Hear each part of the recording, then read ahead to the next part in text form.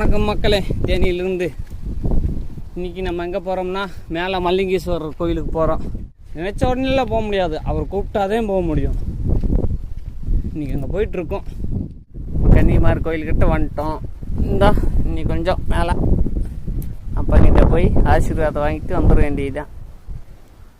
தமிழ்நாட்டிலேயே முக்கியமான கோயிலில் இந்த மல்லிங்கேஸ்வரர் சிவன் கோயிலும் முக்கியமான கோயில். சில பேர்த்துக்கு இது தெரியாது, சில பேர் பல பேர்த்துக்கு இது தெரியல. மக்கள் தெரிஞ்சுக்கங்க.